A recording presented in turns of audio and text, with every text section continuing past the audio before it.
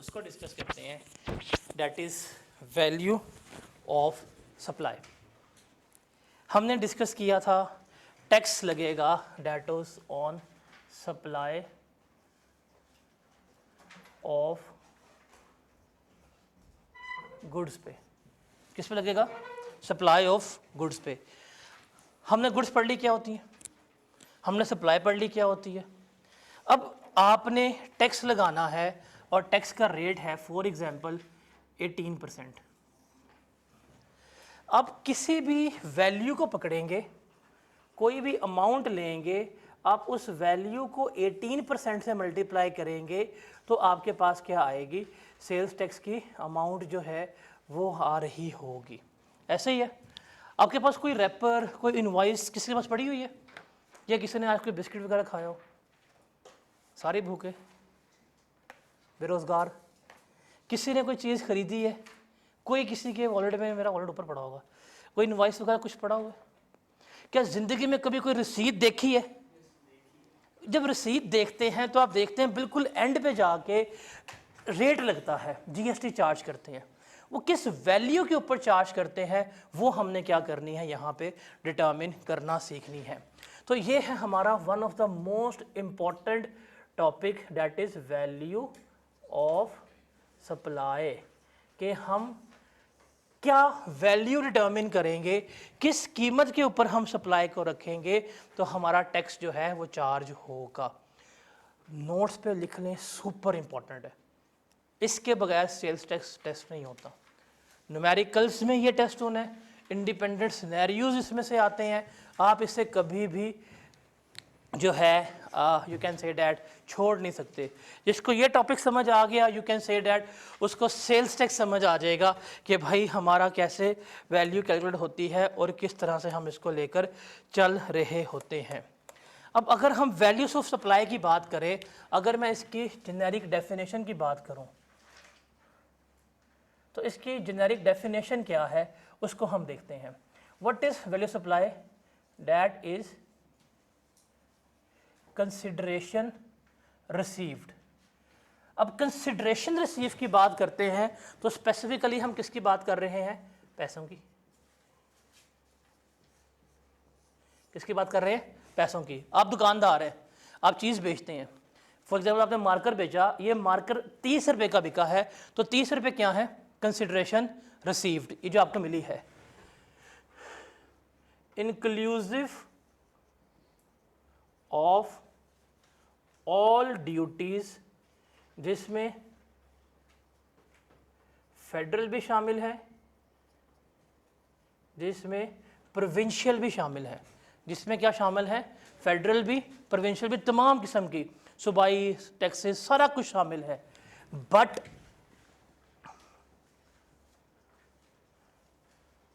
Does not include sales tax. Sales tax के अलावा वो क्या कहलाएगी? हमारी वैल्यू ऑफ सप्लाई कहला रही होगी। या इसको अदर वर्ड्स में आप कह सकते हैं कि ये वो कीमत है, ये वो कीमत है जिस पर सेल्स टैक्स चार्ज होगा। ये क्या है? ये वो कीमत है जिसके ऊपर हम क्या कर रहे होंगे? सेल्स टैक्स चार्ज कर रहे होंगे। फॉर एग्जांपल आप मार्केट में जाते हैं, आप मार्केट में जाके उनसे पूछते हैं कि यार ये प्रोडक्ट ए जो है इसकी प्राइस क्या है। वो कहते हैं कि प्रोडक्ट ए की कीमत जो है वो है 1000 रुपया। जब आप उनको 1000 रुपया पे करते हैं, वो आपको इनवॉइस प्रिंट करके देते हैं, तो जब इनवॉइस प्रिंट होती है, इनवॉइस पे लिखा होता है कि ये है इसकी वैल्यू, प्लस इस पे क्या होता है? 18% जीएसटी चार्ज होता है 180 रुपये। लेकिन आप कितने पैसे पे करके आते हैं? 1180 रुपये। ये है वैल्यू ऑफ सप्लाई। ये क्या है? वैल्यू सप्लाई है। ये वो कीमत है जिसके ऊपर क्या कर रहे हैं? सेल्स टैक्स चार्ज कर रहे हैं। या इन अदर वर्ड्स, ये वो अमाउंट है जिसमें तमाम ड्यूटीज, तमाम टैक्सेस शामिल हैं सेल्स टैक्स के अलावा। किसके अलावा? सेल्स टैक्स के अलावा। इसको हम क्या कहते हैं? वैल्यू ऑफ सप्लाई कह रहे होते हैं। इसको हम क्या कहते हैं? वैल्यू ऑफ सप्लाई कह रहे होते हैं। क्या कहते हैं इसको, वैल्यू ऑफ सप्लाई कह रहे होते हैं। Is that clear? अब यहाँ पे ना एक आपने नॉर्मल रूल जो है एफबीआर का उसको याद रखना है, उसको भूलना नहीं है। वो नॉर्मल रूल क्या है हमारा,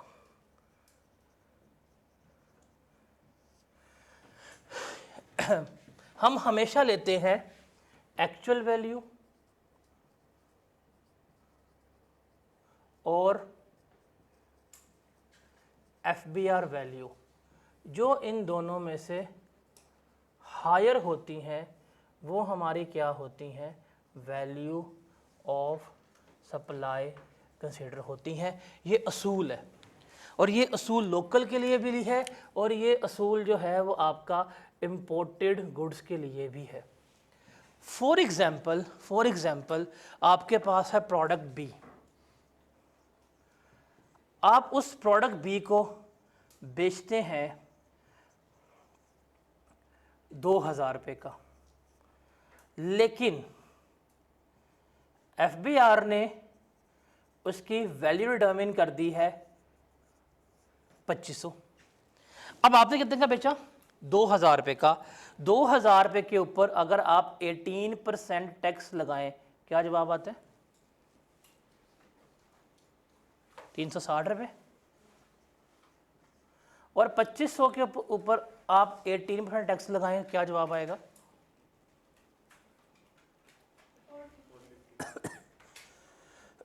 450।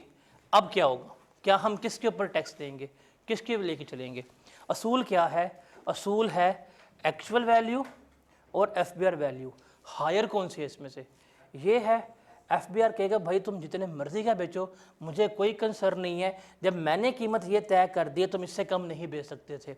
इसलिए एफबीआर कितना टैक्स आपसे लेके जाएगा, 450 रुपया ही लेके जा रहा होगा। तो ये असूल याद रखना क्या है, एक्चुअल वैल्यू और FBR value whichever is higher, वही हमारी क्या होती है, वैल्यू ट्रेड होती है। इसको लिख लीजिएगा। Just take another example, आप एक्चुअल सेल करते हैं 5000 रुपये का, और एफबीआर ने वैल्यू कितनी डिटर्मिन की है, 4000 रुपया की है। अब 5000 रुपये के ऊपर आप 18% टैक्स लगाएंगे, कितना आएगा, 900। और 4000 रुपये लगाएंगे, कितना आएगा, 7। इसमें देखें हमने कितने का बेचा, एफबीआर की वैल्यू कितनी है, हायर क्या है, यही है। तो कहते हैं जो इन दोनों में हायर होगी वही क्या होगी, आपकी वैल्यू सप्लाई होगी। आप उसके मुताबिक ही क्या करेंगे, अपना टैक्स जो है वो चार्ज कर रहे होंगे। तो ये आपका नॉर्मल असूल है, ये आपका नॉर्मल रूल है। इसके मुताबिक ही क्या करना है, आपने हमेशा चीज़ों को लेकर चलना है। तो नॉर्मल रूल क्या है, एक्चुअल वैल्यू और FBR value whichever is higher, वही क्या होगी, वही हमारी वैल्यू ऑफ सप्लाई जो है वो कंसीडर हो रही होगी। Is that clear, is that clear? अब ज़रा बोर्ड के ऊपर आए, जो ब्लू इंक से लिखा हुआ है हमने बोर्ड के ऊपर, अगर आप उस पर देखेंगे तो एक्चुअल सेल्स कितने की थी, 2000 रुपये की, और बोर्ड पे लिखा है ब्लू इंक से कि हमने एफबीआर की वैल्यू कितनी है, 2500 की है। अगर मैंने 2000 रुपये का बेचा, 2000 रुपये के मुताबिक टैक्स कितना बनना चाहिए था, बोर्ड पे देखें 360, लेकिन एफबीआर ने कितना लेके गया मेरे से, 450। तो इसका मतलब क्या हुआ कि अगर मैं कल को कोई डिस्काउंट पे देखा जाए, अगर आप इसको इन अदर वर्ड्स देखें, मैंने 2500 वाली चीज़ कितने की बेची है, 2000 की, डिस्काउंट पे बेची है ना, लेकिन डिस्काउंट पे बेची है तो मुझे टैक्स 360 पे करना चाहिए था, लेकिन मैं कितना पे कर रहा हूँ, 450। तो सवाल ये है क्या मैं डिस्काउंट पे सेल्स कर सकता हूँ? और असूल आपके सामने लिखा हुआ है, एक्चुअल वैल्यू और एफबीआर वैल्यू। असूल आपके सामने है कि दोनों में से हायर हो सकती हैं, क्या डिस्काउंट के ऊपर सेल हो सकती हैं? क्योंकि हमने भी देखा है, असूल पढ़ा है कि अगर फॉर एग्जांपल 2500 की एफबीआर ने कीमत लगाई है, मैंने 2 का बेचा है, वो टैक्स पर कितना लेके गई है, 450। तो क्या डिस्काउंट के ऊपर सेल हो सकती है, बताएं? हो सकती है। रियलिस्टिक एग्जांपल पे जाएं, सेल्स लगती है अक्सर, वो डिस्काउंट पे नहीं बेच रहे होते, ईद पे सेल्स लगी होती हैं। अभी आजकल किसकी सेल लगी होगी, सफ़ायर की सेल लगी है, 50% ऑफ लगा हुआ है, तो क्या वो उस पर नहीं बेच रहे होंगे डिस्काउंट के ऊपर? तो वो कैसे बेचते हैं? सेल वैल्यू के ऊपर तो टैक्स हुकूमत को इतना ही जाना है, जो वैल्यू है प्रॉफिट से नहीं है, टैक्स गवर्नमेंट ने इसके ऊपर लेके जाना है। लेकिन उसने कह दिया जो हमने कीमत तय कर दी उससे कम आप बेच सकते हैं। अगर मैंने इतने का बेच दिया तो इसका मतलब 90 रुपये का टैक्स मैं अपनी जेब से पे करूंगा गवर्नमेंट को, तो कैसे होगा? लाइक हाउ डिस्काउंट पे सेल्स हो सकती हैं कि नहीं हो सकती, हमारा पहला सवाल है। The answer is yes, discount के ऊपर सेल हो सकती है। अगर हम ज़रा बात करें डिस्काउंट की, तो हमारे पास जो डिस्काउंट है वो हमारे पास दो से जो बात करेंगे, आप ITA में अकाउंटिंग में डिस्काउंट का वर्ड जो है वो पढ़ के आ चुके होंगे। क्या करके आ चुके हुए हैं? डिस्काउंट का वर्ड जो है पढ़ के आ चुके हुए हैं। आपने वहाँ पे पढ़ा हुआ है कि दो तरह के डिस्काउंट होते हैं, एक ट्रेड डिस्काउंट होता है, दूसरा क्या होता है, सेटलमेंट डिस्काउंट या कैश डिस्काउंट होता है। हम यहाँ पे अभी बात कर रहे हैं ट्रेड डिस्काउंट की। सवाल ये है क्या डिस्काउंट के ऊपर हमें सेल जो है वो अलाउ होती है? बताएं। द आंसर इज़ यस, आप डिस्काउंटेड सेल कर सकते हैं, लेकिन ये दो कंडीशंस हैं। ये आपकी कंडीशंस अगर फुलफ़िल हो जाए फिर ही क्या होंगी, आपके डिस्काउंटेड सेल्स अलाउ होंगी, अदरवाइज़ आप नहीं कर सकते। ये कंडीशंस आपके नोट्स में भी लिखी होगी और ये सुपर इंपॉर्टेंट है, इनको आपने हाईलाइट कर लेना है, बिकॉज डिस्काउंट हमेशा पेपर का पार्ट बनता है। डिस्काउंट हमेशा पेपर का पार्ट बनता है, डिस्काउंट की एडजस्टमेंट हमेशा पेपर में आती है सेल्स टैक्स में। अब डिस्काउंट की कंडीशन क्या है? Number 1, discounted sales must be mentioned on invoice. क्या मतलब है इसका? कि जो डिस्काउंट की प्राइस है वो इनवॉइस के ऊपर क्या होनी चाहिए, हमेशा मेंशन होनी चाहिए। अब आपने कभी भी ज़िंदगी में कोई ख़रीदारी की हो जिसमें डिस्काउंट दिया गया हो, आपने देखा होगा कि उसके ऊपर डिस्काउंट की अमाउंट हमेशा मेंशन होती है। तो इनवॉइस के ऊपर क्या होनी चाहिए, डिस्काउंट की प्राइस मेंशन होनी चाहिए कि ये डिस्काउंट है। नंबर 2, डिस्काउंट जो है must be according to the business conformity, कि जो आपके बिजनेस की नॉर्मल रूटीन है डिस्काउंट उसके मुताबिक होना चाहिए। अगर ये दोनों कंडीशंस फुलफ़िल होती हैं तो आप डिस्काउंटेड सेल कर सकते हैं, अदरवाइज़ आप डिस्काउंटेड सेल्स नहीं कर सकते।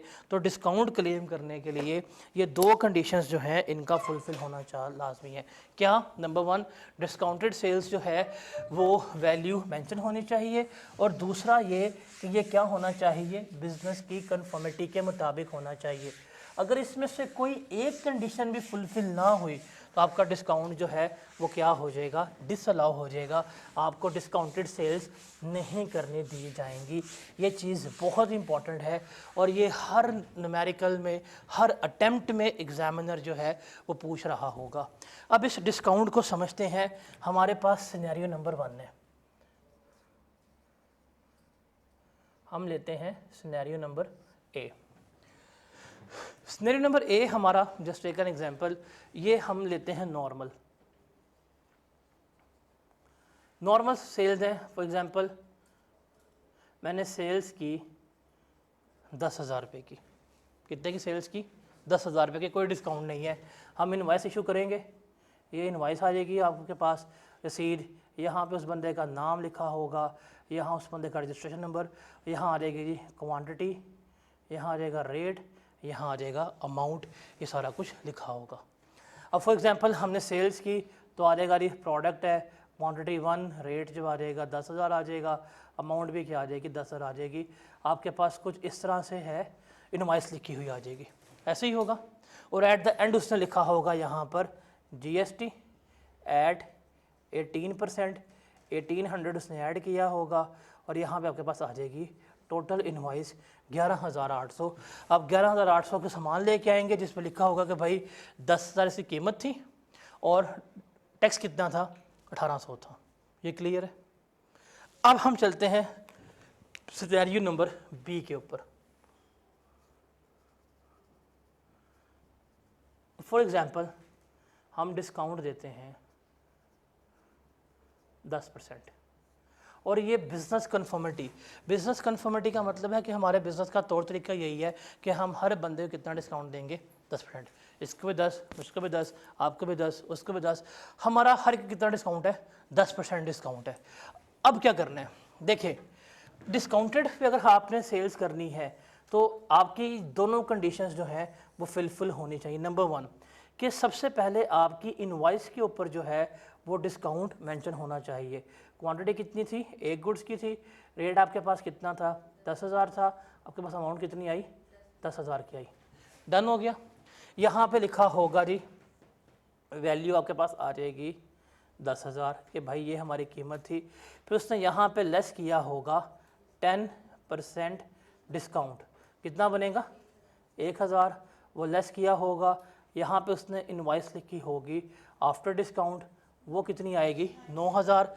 फिर उसने यहाँ पे क्या किया होगा, जीएसटी ऐड किया होगा 18% के ऊपर। तो बताएं 9 पे 18 कितना आता है, लगाएं रेट ना, 9,000 का 18%, 1620। टोटल बिल कितना बनेगा 10,620। अगर ये कंडीशंस फुलफिल हो गई जो लिखी हुई है स्क्रीन पे, नंबर 1 क्या था कि डिस्काउंट जो है वो किसके ऊपर मेंशन है, इनवॉइस के ऊपर मेंशन है, लिखा हुआ है। और दूसरा कि ये बिजनेस कन्फर्मिटी के मुताबिक है, अब हर बंदे को कितना डिस्काउंट दे रहे हैं, 10% डिस्काउंट दे रहे हैं। अगर ये दोनों कंडीशंस फुलफिल हो गई हैं तो अब आप क्या करेंगे, ठीक है आप डिस्काउंट पे सेल कर लो, आप 9,000 की सेल ही करोगे, टैक्स कितना बनेगा 1620, आप हमें कितना टैक्स जमा करा देना, 1620 ही जमा करा देना।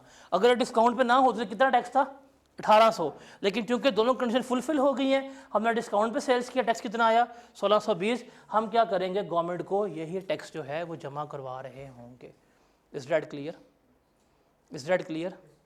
व्हाट इफ अगर ये इनवॉइस पे मेंशन ना होता, अगर ये डिस्काउंट 10,000 का 1,000 का इनवॉइस पे मेंशन ना होता, फिर अगर मैं कहता देखें जी मैंने सेल्स की हैं 9,000 रुपये की, 9,000 के ऊपर टैक्स मेरा कितना आया था 1620, कहेंगे भाई इनवॉइस लेके आओ, इनवॉइस जमा कराई, वहाँ पे नहीं मेंशन था, कहेंगे हम इसको नहीं मानते, हमारे मुताबिक तुम्हारी सेल्स कितनी है 10,000 की है, तुम हमें कितना टैक्स जमा करवाओगे 1800, आपने कितना लिया 1620, वो कितना लेके जाएंगे 1800, इसका मतलब आप कितना 180 रुपये जो है वो क्या करेंगे अपनी जेब से जमा करवा रहे होंगे। Got it. Just take an example, आपका बिजनेस का डिस्काउंट जो है वो नॉर्मल वो सबके लिए कितना है 10% है, कितना है 10%, हर एक कितना दे रहे हैं 10%। आपके पास आया एक customer, that was special customer, उसको आपने डिस्काउंट दे दिया 30%, कितना डिस्काउंट दे दिया 30%। देख लेते हैं, आपके पास आ जाएगी जी वैल्यू कितनी थी, वैल्यू आपने लिखी इनवॉइस के ऊपर कितनी 10%, उसने कहा जी लेस 30% डिस्काउंट, कितना आ गया 3,000, ये कितनी बनी 7,000, आपने जीएसटी कैलकुलेट किया बड़े आराम से, 7,000 का 18% कितना बनता है 1200।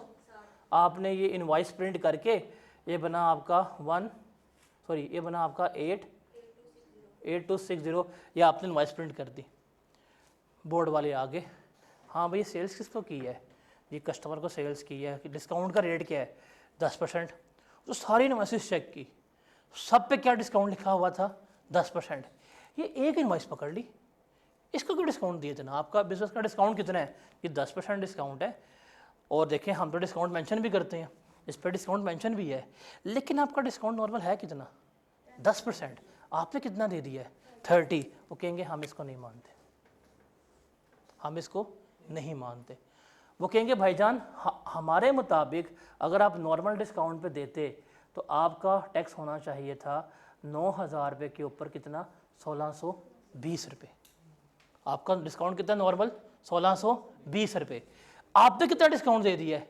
30%, कितना डिस्काउंट दिया ज़्यादा आपने 20%, आपका डिस्काउंट कितना होना चाहिए था 10%, आपने कितना दिया है 30, कितना एक्स्ट्रा दिया है 20, कहेंगे भाई हम इसको मानते ही नहीं है, इसे क्या कर देंगे, वो रिवर्स कर देंगे, कहेंगे भाई टैक्स आपने इतना जमा करवाना था, लेकिन आपने टैक्स लिया है 7,000 रुपये के ऊपर, कितना, 1260 रुपये, कितना कम टैक्स लिया था आपने, बताया ज़रा,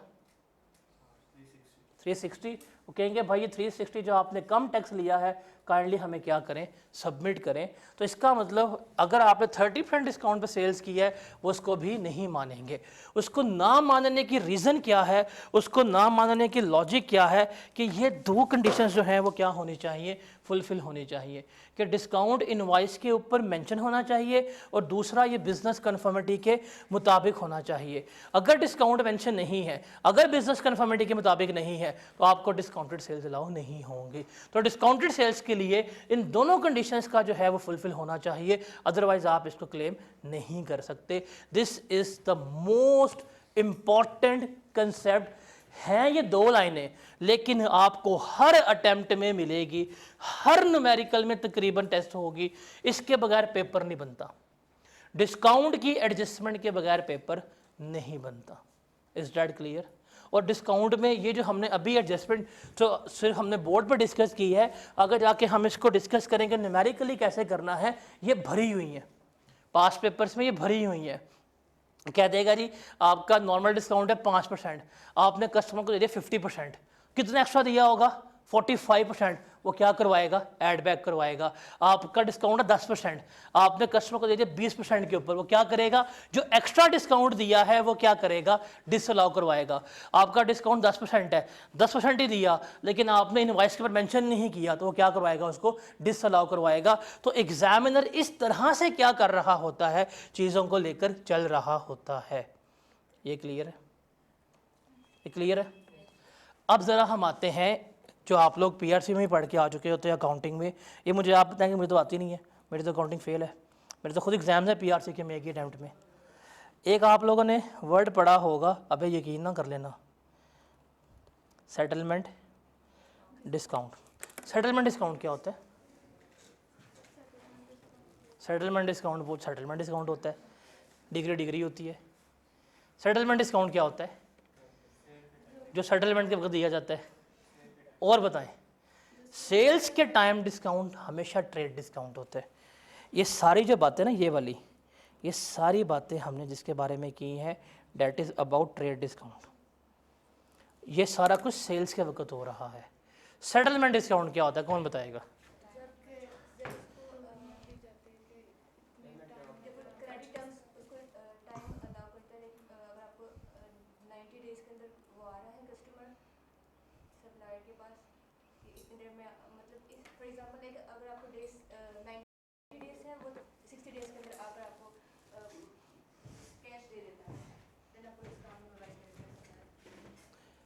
आपने ये सेल्स की, ये आपने सेल्स कर दी, फॉर एग्जांपल ऑन उधार।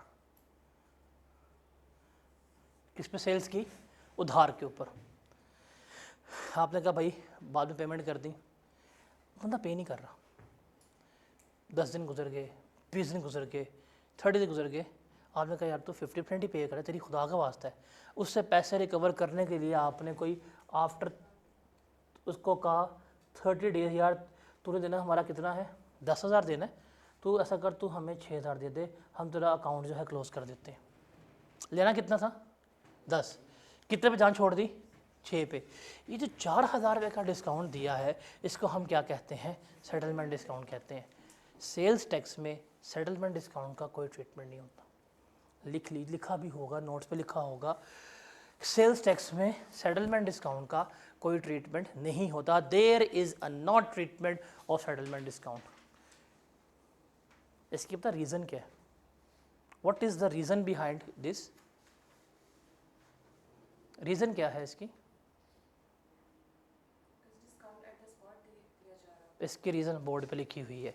ये जो डिस्काउंट है सेटलमेंट डिस्काउंट, क्या ये जो हमने उसको 4,000 रुपये का डिस्काउंट दिया है, क्या ये इनवॉइस के ऊपर मेंशन है? मेंशन है। और क्या ये बिज़नेस कन्फर्मिटी के मुताबिक है? क्या हर बंदे को हम डिस्काउंट दे रहे हैं? नहीं। क्या ये इनवॉइस में मेंशन है? नहीं। तो भाई इसमें तो कोई कंडीशन फुलफिल नहीं हो रही, दैट्स वाई इसका कोई ट्रीटमेंट नहीं होगा। सेटलमेंट डिस्काउंट का कोई ट्रीटमेंट नहीं होता। क्लियर है? इसके बाद हम डिस्कस करते हैं, उन्हें हम कहते हैं थर्ड स्केड्यूल आइटम्स, जिनके लिए वर्ड इस्तेमाल होता है रिटेल आइटम्स का। इनको हम कोई 2 से 3 लेक्चर्स के बाद तफसील में डिस्कस कर रहे होंगे। इनके ऊपर भी कोई डिस्काउंट का ट्रीटमेंट नहीं होता। Now what are retail items, अभी हल्के से डिस्कस करते हैं। ये पेप्सी, स्प्राइट, बिस्किट्स, ये सारी क्या हैं आपकी, साबुन, सर्फ, टूथपेस्ट, ये सारी रिटेल आइटम्स होती हैं। आपने कभी देखा हो इनके ऊपर कीमत प्रिंटेड होती है, 150 लिखा हुआ है, 150 के ऊपर 18% के हिसाब से 27 रुपीज़ लिखे होंगे, आप 177 ही पे करके आएंगे। इनके ऊपर भी डिस्काउंट अलाउ नहीं होता। तो अर्ली सेटलमेंट डिस्काउंट भी नहीं है और रिटेल आइटम्स के ऊपर भी डिस्काउंट नहीं है। और डिस्काउंट के लिए 2 कंडीशन कौन कौन सी हैं, इनवॉइस के ऊपर मेंशन और बिजनेस कन्फर्मिटी। कौन कौन सी, इनवॉइस के ऊपर मेंशन और दूसरा बिजनेस कन्फर्मिटी। दोनों में से एक भी चीज़ लैप्स करके आप डिस्काउंटेड सेल्स नहीं कर सकते। Is that clear? मैं फिर कह रहा हूँ, ये आप अगर देखेंगे नोट्स के ऊपर तो बिल्कुल छोटी सी लाइन लिखी हुई है, ये tax discount shall be excluded, अगर इनवॉइस के ऊपर नहीं होगा, बिजनेस कन्फर्मिटी के मुताबिक नहीं होगा तो हम डिस्काउंट नहीं देंगे। ये सिर्फ 2 लाइनें हैं, लेकिन ये आपकी मेन एडजस्टमेंट है जो न्यूमेरिकल्स में उसने बार बार पूछनी है। लॉजिक समझ लग गई? अगर पेपर में आपको थ्योरेटिकल सवाल मिलता है enlist the condition to claim discount, क्या ये 2 लाइनें लिख दोगे? और ये रट्टा मार के नहीं लिखनी, अपनी वर्डिंग में लिख दो यार। ये सिंपल सी बात है, discounted price shall be mention on invoice and discount must be according to business conformity. सिर्फ 2 बातें, कौन कौन सी, discounted price must be mentioned on invoice and discount must be according to business conformity, discounted sales हो जाएंगी। ये सिर्फ 2 बातें हैं। अगर स्ट्रेटिकली आए और न्यूमेरिकली हमने चेक करना है, अगर इन दोनों में से कोई भी कंडीशन फुलफिल ना हुई तो हम डिस्काउंटेड सेल्स अलाउ नहीं करेंगे। क्लियर है? अब आते हैं हम वैल्यू ऑफ सप्लाई के सिनेरियोज पे। ये सिनेरियोज ना रट्टा नहीं मारने, आपने क्रैम नहीं करने, बल्कि इसमें से आपको सिनेरियो बेस्ड क्वेश्चंस आएंगे, आपने उसके ऊपर केस अप्लाई करना है और देखना है कि आपकी वैल्यू सप्लाई क्या होगी। सबसे पहले है नॉर्मल केस। नॉर्मल केस वही है जो भी हमने यहाँ पे डिस्कस किया था कि जो कंसिडरेशन रिसीव होगी वो आपके लिए क्या है, वैल्यू सप्लाई है, जिसमें सेल्स टैक्स चार्ज नहीं होता। उसके बाद है कंसिडरेशन, अगर आपको पार्टली इन कैश या पार्टली इन काइंड मिल रही है, उसको देखते हैं। फॉर एग्जांपल, मैं जाता हूँ डस्टर बाय करने के लिए, मैंने क्या किया, डस्टर बाय किया, लेकिन मैंने कुछ कैश दिया और साथ में ये एक मार्कर दे दिया। अब सवाल ये है इसकी वैल्यू फिर क्या होगी, क्योंकि यहाँ तो है हम 10,000 दे के आ रहे हैं, वैल्यू ये है। अगर आपने इन काइंड लिया है तो फिर क्या करेंगे, फिर जो हमने एसेट दिया होगा, ये जो लिया होगा, उसकी जो ओपन मार्केट प्राइस होगी, क्या होगी, ओपन मार्केट प्राइस, वही मेरे लिए क्या होगी, वैल्यू ऑफ सप्लाई होगी। क्या होगी, वैल्यू ऑफ सप्लाई होगी। जो उसकी आज के दिन मार्केट कीमत है वही मेरे लिए क्या है, वैल्यू ऑफ सप्लाई है। थर्ड पॉइंट, ये भी अच्छा इसको मार्क कर लीजिएगा, ये इंपॉर्टेंट है, इसमें से आने के चांसेस ज़्यादा होते हैं सिनेरियो बेस में से। अगला जो है इंस्टॉलमेंट बेसिस वाला, ये भी इंपॉर्टेंट है। देखें, आज बाइक जाके आप नकद लेते हैं कैश के ऊपर, उसकी कीमत है 2 लाख रुपया, लेकिन आप जाके अगर इंस्टॉलमेंट पे लेंगे, क्या तब भी 2 लाख की मिलेगी? कि महंगी मिलेगी, 40,000 की मिलेगा, 240 की, 250 की। तो बेसिकली कैश प्राइस क्या है, 2 लाख, अगर आप इंस्टॉलमेंट पे लेते हैं कितनी आएगी, 2,40,000 आएगी। सर ये 40,000 हम क्या ले रहे हैं, क्या ले रहे हैं, इंटरेस्ट। क्या ले रहे हैं, मार्कअप। सेल्स टैक्स में ये मार्कअप इंटरेस्ट का कोई ट्रीटमेंट नहीं होता। अगर आपने कोई इंस्टॉलमेंट के ऊपर चीज़ बेची है तो आपकी हमेशा कैश प्राइस ही सप्लाई बनेगी, इंस्टॉलमेंट प्राइस को हम नहीं लेके जाएंगे। इसका मतलब इंटरेस्ट के ऊपर, मार्कअप के ऊपर, प्रॉफिट के ऊपर सेल्स टैक्स चार्ज नहीं होता। मैं रिपीट करता हूँ, वर्ड सुनिएगा, इंटरेस्ट के ऊपर, मार्कअप के ऊपर, प्रॉफिट के ऊपर सेल्स टैक्स चार्ज नहीं होता। Got it? क्लियर है? उसके बाद सप्लाई बिटवीन एसोसिएटेड पर्सन, इसको भी लिख लीजिएगा, इंपॉर्टेंट है, ये समझना है आपने। रट्टा अभी ये जो हम डिस्कस कर रहे हैं सिनेरियोज, इसमें से कुछ भी आपने क्रैम नहीं करना, आपने कोई चीज़ रट्टा नहीं मारनी, ये समझने वाले हैं, सिनेरियोज में से आते हैं। ना व्हाट आर एसोसिएटेड पर्सन, वो लोग जिनका आपस में ताल्लुक होता है उन्हें हम क्या कहते हैं, एसोसिएट। जैसे पार्टनरशिप फर्म के पार्टनर्स जो हैं एसोसिएट हैं, बाप बेटा क्या है आपस में, एसोसिएट्स हैं। शेयर होल्डर्स क्या हैं आपस में, एसोसिएट हैं। अगर बाप की दुकान है, बेटा आएगा सामान खरीदने के लिए, तो क्या बाप बेटे को बिल्कुल मार्केट के ऊपर सामान बेचेगा, सस्ता बेचेगा। पार्टनर्स हैं आपस में, एक पार्टनर ने दूसरे पार्टनर को सामान बेचा, क्या मार्केट में बेचेंगे, नहीं सस्ता बेचेंगे। तो कहते हैं भाई वो तुम्हारे एसोसिएट हैं, तुम सस्ता बेच रहे हो, हमें नुकसान कर रहे हो। अगर आपने एसोसिएट्स को सप्लाई की है तो क्या होगी, हम नहीं मानेंगे, हम लगाएंगे भाई जो नॉर्मल वैल्यू होगी या ओपन मार्केट प्राइस, वही हमारे लिए क्या बनेगी, वैल्यू ऑफ सप्लाई बन रही होगी। उसके बाद है आप गुड्स इंपोर्ट करते हैं, बाहर से मंगवाते हैं। फॉर एग्जांपल मैंने गुड्स बाहर से मंगवाई है, इसका मैंने कहा इसकी कीमत 50 रुपये है, मैंने इनवॉइस शो कर दी, नहीं मानी जाएगी। जो इसकी कीमत कस्टम अथॉरिटी तय करेगी वही मेरी क्या होगी, वैल्यू ऑफ सप्लाई कंसीडर हो रही होगी। Got it. उसके बाद अगर आपने अंडर इनवॉइसिंग की है, आपने फॉर एग्जांपल एक मशीन इंपोर्ट की जिसका पाकिस्तान में कोई अल्टरनेटिव कुछ भी नहीं है, और आपने उसे कीमत डिक्लेयर कर दी 1 करोड़ रुपया, उन्होंने मशीन देखी इस कॉलेज से बड़ी तो मशीन है, कीमत कितनी, 1 करोड़। बंदा भेजा कि यार ऐसी मशीन है पाकिस्तान में, है भी नहीं, अब क्या करें। उन्हें भी पता है कि वैल्यू 2 नंबर है, आपको ही पता है। फिर वो क्या करेंगे अगर इस तरह का सीन हो, फिर वो बिठाएंगे वैल्यूएशन कमेटी, जिसमें सेल्स टैक्स डिपार्टमेंट कुछ बंदे होंगे और कुछ जो आपके ट्रेड डिपार्टमेंट के बंदे बैठेंगे। वो जो कीमत तय करके देंगे वही क्या होगी, आपकी वैल्यू ऑफ सप्लाई जो है कंसिडर हो रही होगी। Got it. उसके बाद टोल मैन्युफैक्चरिंग जो हमने डिस्कस किया था सप्लाई के टॉपिक में। मतलब फॉर एग्जांपल मैंने बुक्स प्रिंट करवानी है अपनी, मैं तो अपनी छापूंगा, मैंने पेपर लिया, किताब ली पीडीएफ में, जाकर किसको दे आए, पब्लिशर को। उसने किताबें छापने के जो मेरे से पैसे लिए हैं ना, वो क्या होगी, उसकी वैल्यू ऑफ सप्लाई होगी। जैसे कल एग्जांपल की थी, जो आप लोग जाके करवाते हैं अपने दुपट्टे पीको करवा रहे होते हैं या डाई करवा रहे होते हैं, वो जो पीको करने के पैसे ले रहे हैं ना आपसे, वो क्या है, उसकी वैल्यू ऑफ सप्लाई है। जो उससे डाई करने के पैसे लिए हैं वो क्या है, उसकी वैल्यू ऑफ सप्लाई जो है कंसिडर होती है। Got it. इसके बाद जो अगले 3 है ना, ये आपके रीड ओनली है, इसमें से पेपर में आने के चांसेस बहुत कम है। पहले है वापडा, जो वापडा बिजली खरीदता है भाई, उसकी सिंपल याद रखना, वापडा is equal to energy purchase price. उसने जितने की बिजली खरीदी होगी वही क्या होगी, उसकी वैल्यू सप्लाई होगी। उसके बाद अगला पॉइंट है that is about electric and gas distribution company, LESCO, SNGPL, SSGPL, MEPCO, KE, इनकी बात हो रही है। सर जो ये बिजली बेच रहे हैं, इसमें आपके क्या कह सकते हैं, electricity charges, rent, commission, local, provincial, तमाम ड्यूटीज शामिल होंगी, except late payment surcharges, default surcharges वगैरह, उसको हम क्या कहेंगे, वैल्यू सप्लाई। घर जाइएगा, अपना बिजली या गैस का बिल पकड़िएगा, उसको देखिएगा कि उसमें सारी कीमतें ऐड की होंगी except fine, penalty and surcharges, उसके ऊपर उसने सेल्स टैक्स लगाया होगा, वही क्या कहलाएगी, उसकी वैल्यू सप्लाई कहला रही होगी। Got it. उसके बाद अगला पॉइंट ये व्हीकल्स के लिए है। आप यूज़ व्हीकल ख़रीदते हैं, उसमें वैल्यू एडिशन करते हैं और फिर बेच देते हैं, तो वो जो वैल्यू एडिशन की है वो क्या है, आपकी वैल्यू सप्लाई है। फॉर एग्जांपल आप एक मेहरान ख़रीदते हैं और आप उसमें इंजन फिट कर देते हैं लैंड क्रूज़र का, और उसके दरवाजे आप ऊपर खोल देते हैं, आप कहते हैं ये मिनी लैम्बोर्गिनी है, और बेच देते हैं। 4 लाख के लिए काम करके 20 लाख की बेच रहे हैं, तो 4 की लेके कितने की बेची, 20 की, कितना डिफरेंस था, 16। ये क्या है, वैल्यू सप्लाई है।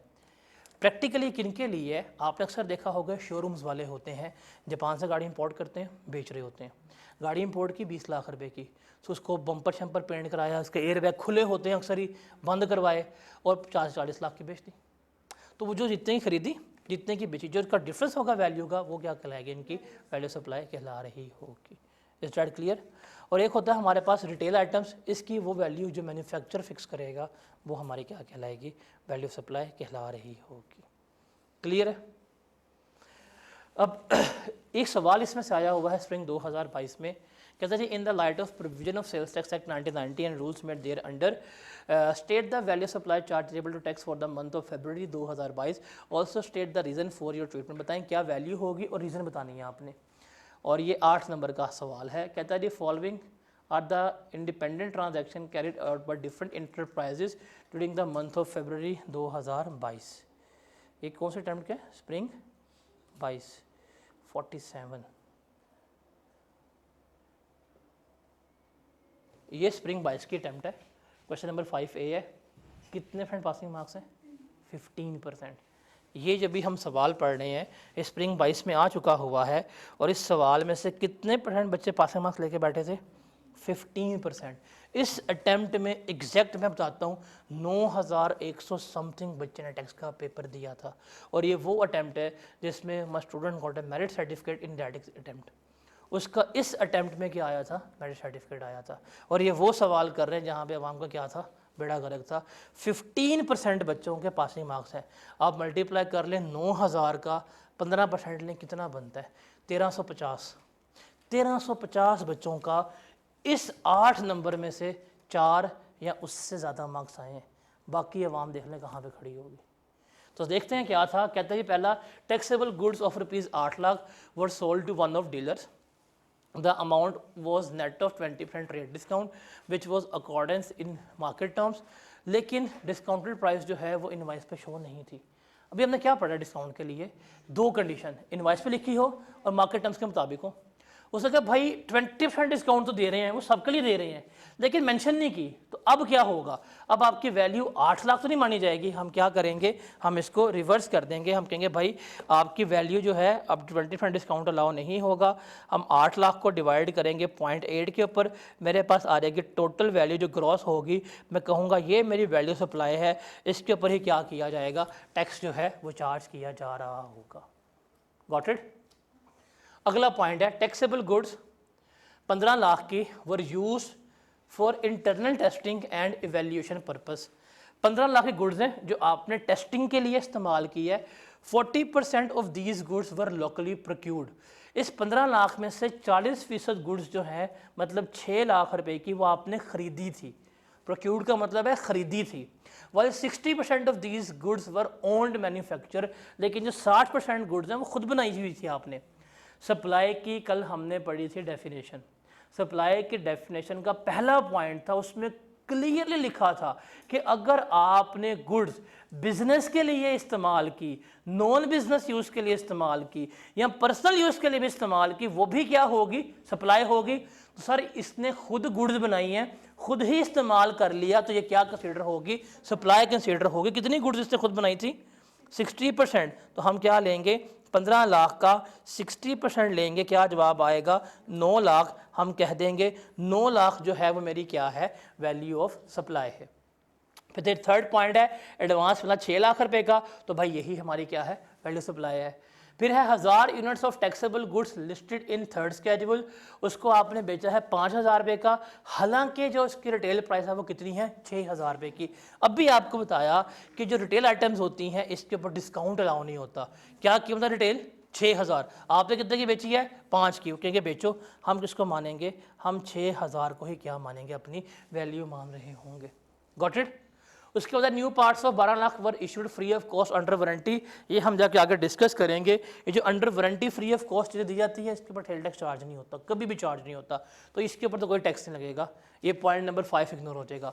पॉइंट नंबर 6 है taxable goods of 4 lakh were sold. हमने 4 लाख की गुड्स जो है बेची हैं। क्रेडिट टर्म्स जो है कि अगर आपको हम 2% डिस्काउंट देंगे अगर आप हमें 10 दिनों में पेमेंट कर देते हैं। कस्टमर ने 10 दिनों में पेमेंट की और उनको 2% डिस्काउंट हमने दे दिया। ये बात हो रही है सेटलमेंट डिस्काउंट की, और अभी हमने पढ़ा है सेटलमेंट डिस्काउंट का टैक्स में कोई ट्रीटमेंट नहीं होता। इसलिए हम क्या करेंगे? हम 4 लाख को ही क्या करेंगे? अपनी वैल्यू ऑफ सप्लाई कंसीडर करके बैठे होंगे। Is that clear? ये आपके सामने सवाल है। अभी आपने इसकी पासिंग रेशियो भी देख ली है, क्या इसकी पासिंग रेशियो थी और क्या बेड़ा गर्क था। थर्ड पॉइंट है एडवांस है, तो एडवांस 6 लाख का मतलब 6 लाख की वैल्यू होगी आपकी, 6 लाख ही होगी। ये क्लियर है? ये क्लियर सबको? एक और सवाल देख लेते हैं। ये स्प्रिंग 11 का है। समर्थ corporation supplies specialized material to various industrial concerns. The company has entered into following transaction in the month of February. Supply of material costing 3 million to ABL. आपने 3 मिलियन का दिया है मटेरियल किसको? ABL को। It has been agreed that ABL would settle the transaction by paying 1.5 in cash.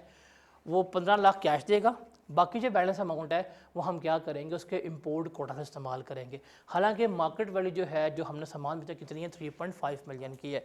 अभी हमने table पढ़ा, आप इसमें सेकंड पॉइंट देखें जिसमें है कि इन काइंड हो। आपकी अगर कंसिडरेशन इन काइंड हो तो इसमें क्या रूल है, ओपन मार्केट प्राइस लिखा हुआ है, तो यहाँ पे इन काइंड ही है, कुछ कैश ले लो, कुछ हमारा लाइसेंस इस्तेमाल कर लो। तो कीमत ये थी, लेकिन मार्केट वैल्यू क्या है 3.5 मिलियन, तो हम इसमें क्या करेंगे, हम 3.5 मिलियन को ही क्या करेंगे, आपकी वैल्यू सप्लाई कंसीडर करेंगे। डन। फिर है सप्लाई ऑफ, पहले हम थर्ड पढ़ते हैं, supply of 20 tons of material following under third schedule. आपने बेचा है होलसेल प्राइस के 138 का, हालांकि रिटेल प्राइस कितनी है, 1.5 लाख है। रिटेल प्राइस हमेशा किस पर जाती है, रिटेल के ऊपर ही जाती है, तो वैल्यू क्या होगी हमारी 1.5 लाख ही कंसिडर होगी, 138 नहीं होगी। Point number 2, supply of material to DM limited at a discount price of 6.8। हमने 6.8 मिलियन की क्या की है, हमने सेल की है ड्यू टू पर्टिकुलर रिलेशनशिप, कोई आपस में इनका रिलेशन था। DML has been allowed a special discount of 15%। हमने इसको स्पेशल डिस्काउंट दे दिया, कितना 15% as against the normal business of 8%। Normal कितना है 8, हमने कितना दे दिया 15। इसका मतलब है 6.8 मिलियन जो है 15% डिस्काउंट के बाद है। हम इसको अगर 0.85 पे डिवाइड करें तो मेरे पास आ जाएगी टोटल वैल्यू ग्रॉस, और अगर हम उसको मल्टीप्लाई कर लें 0.92 से 8% डिस्काउंट के बाद वाली पे, तो मेरे पास आ जाएगी वैल्यू ऑफ सप्लाई कितनी बनती है, बताइएगा ज़रा। 6.8 को डिवाइड किया 0.85 से, ग्रॉस हो गया, उसको मल्टीप्लाई किया 0.92 से, क्या वैल्यू आती है 7 तो 7.36 जो है वो हमारी क्या कंसिडर होगी, वैल्यू ऑफ सप्लाई कंसिडर हो रही होगी। क्लियर है, क्लियर है। तो इस स्पेसिफिक टॉपिक के ये 2 सवाल थे जो सिनेरियो बेस आए थे, वो हमने यहाँ पे डिस्कस कर लिए हैं। इसके साथ हम इसको वाइंड अप करते हैं। नेक्स्ट फिर हम देखेंगे टाइम ऑफ सप्लाई क्या होती है, और जो चैप्टर हमारा ये वाला डेफिनेशंस वाला वो फिर ख़त्म हो जाएगा। आपका होमवर्क यही है, बिकॉज सैटरडे जो हमारा ऑफ है उस पर हम क्लास नहीं करेंगे। आप जितनी हमने डेफिनेशंस कर ली हैं ना, आपने उनको अच्छी तरह पढ़ के आना है। ख़ास तौर पर ये जो आपकी वैल्यू ऑफ सप्लाई है, इसको आपने 2 से 3 दफ़ा पढ़ना है, समझना है, बिकॉज आपने यहाँ पे देख लिया है कि हमें किस तरह का सवाल आता है। रटे वाले सवाल इसमें से नहीं आएंगे, आपको सवाल कौन से आएंगे इसमें से, जो अंडरस्टैंडिंग वाले हैं, जो समझने वाले हैं, वो आपको इसमें सवाल आ रहे होंगे। ठीक है जी, मंडे को मिलते हैं। अल्लाह हाफिज़।